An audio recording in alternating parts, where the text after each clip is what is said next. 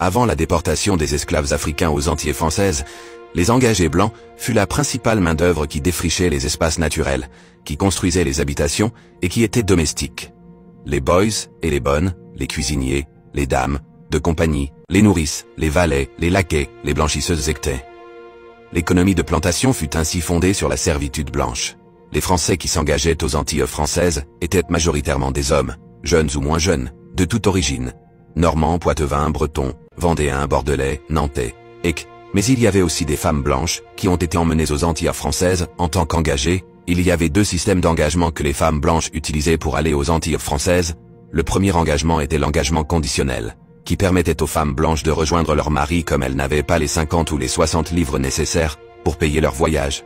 Elles se faisaient avancer l'argent par un engagiste et promettaient de rembourser à l'arrivée par leur mari. S'ils ne pouvaient pas rembourser, elles étaient considérées comme des engagées ordinaires. Et le second engagement était les filles à marier, qui contrairement aux filles du roi, n'avaient pas de dot royale à leur mariage. En effet, elles allaient aux Antilles françaises pour avoir une meilleure vie. Elles s'engageaient en tant que domestiques ou en tant qu'engagées de plantation, mais leurs objectifs étaient aussi de se marier. Ces femmes s'engageaient en tant que filles à marier, parce qu'en France elles ne pouvaient pas choisir leur mari. Les mariages arrangés étaient la norme dans toutes les classes sociales dans la société française. Donc la famille de la mariée devait fournir une dot. Si une fille ne pouvait pas se marier, elle devenait soit religieuse ou soit domestique, alors qu'aux Antilles françaises, elle pouvait se marier avec qui elle voulait, et sans dot. Ces engagements étaient individuels, tant du côté des engagistes que des engagés. Ils sont rapprochés par des engagistes pour des contrats d'apprentissage ou des contrats d'embauche, mais passaient aussi devant le notaire.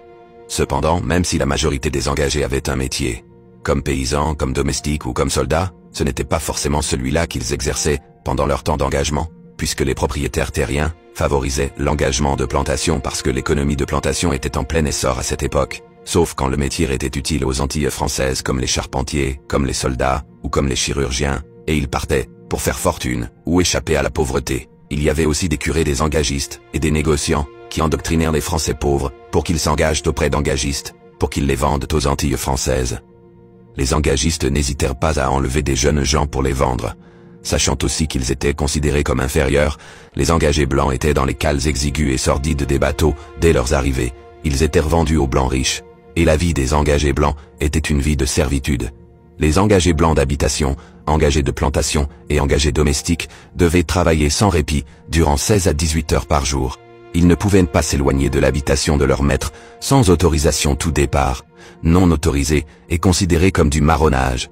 C'était puni par le fouet, et son temps d'engagement est prolongé. Pour se marier, ils devaient avoir le consentement de leur maître.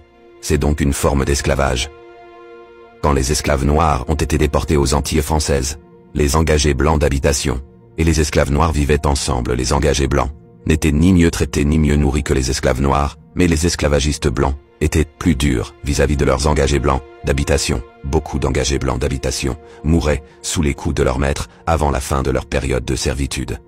En effet, pour les esclavagistes blancs, les engagés blancs d'habitation devaient rentabiliser leur temps de servitude avant la fin du contrat d'engagement, sachant qu'en principe ils étaient libérés à la fin du contrat, contrairement aux esclaves noirs, qui étaient esclaves à vie. Donc, il y avait un bénéfice économique pour les esclavagistes blancs à garder en vie les esclaves noirs contrairement aux engagés blancs d'habitation.